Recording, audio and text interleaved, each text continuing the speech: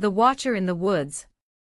A small town nestled between towering woods had a secret most people whispered about but never dared confront.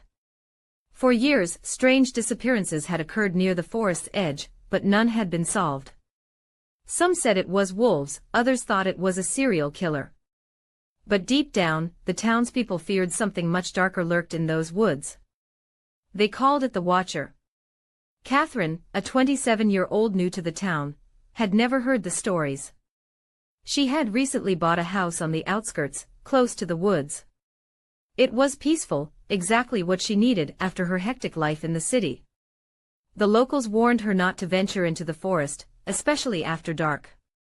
She brushed it off as old superstitions, typical of small towns. One evening, after settling into her new home, Catherine was sitting by the fire when she heard it, a soft, rhythmic tapping at her window. Her stomach tightened. The house was surrounded by woods on 3 sides. She assumed it was a branch knocking against the glass. Curiosity got the better of her, and she moved to the window. Nothing was there, just the thick wall of trees swaying in the wind. She sighed and turned away, but the tapping returned. This time, louder.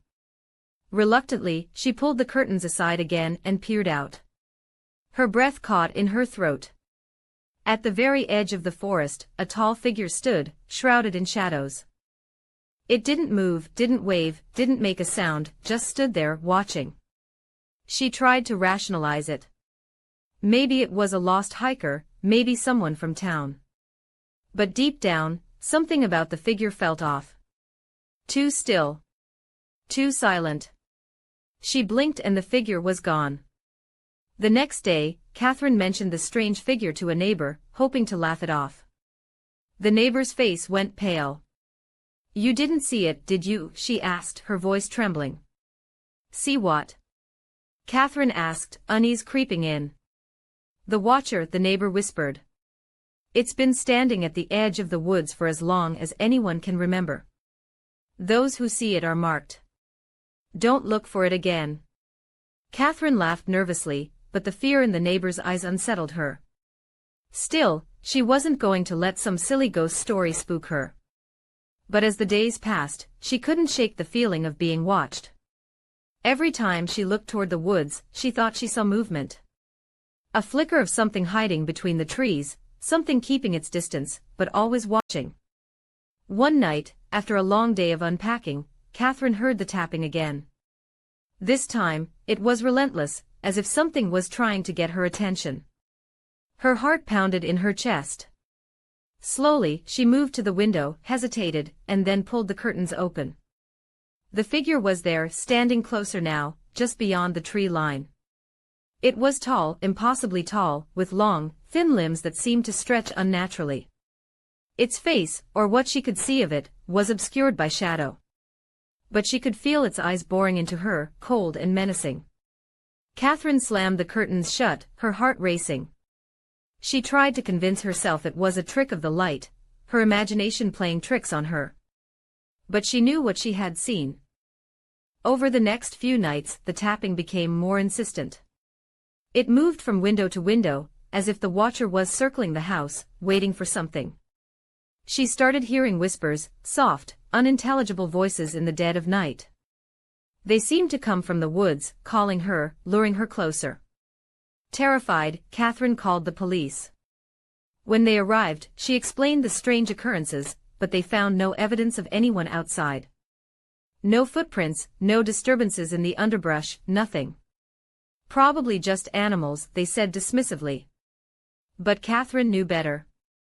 Animals didn't watch you like that. The final night came without warning. The tapping was louder than ever, a constant, maddening sound that echoed through the house. Catherine refused to look. She sat in the center of her living room, lights on, trying to block out the noise. But then came the knock on her front door. It was soft at first, polite even.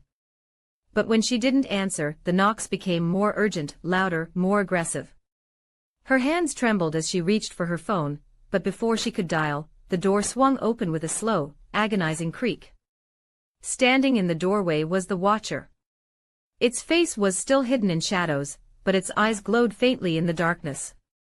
It didn't move, didn't speak, just stood there, filling the entrance with its towering presence. The whispers flooded Catherine's mind, urging her to come closer, to follow it into the woods. She backed away slowly, heart pounding, but the moment she turned her back, she felt it, cold, skeletal fingers wrapping around her wrist. In a flash, she was dragged toward the door, toward the woods that seemed to stretch endlessly beyond her home. She fought, screamed, but the grip was too strong, too cold. The whispers grew louder, more frantic, as if the watcher wasn't alone anymore, hundreds of voices now, all calling her name, all pulling her deeper into the darkness. As she was dragged past the tree line, the last thing she saw was her house growing smaller, the lights flickering out one by one. The next morning, the town was quiet.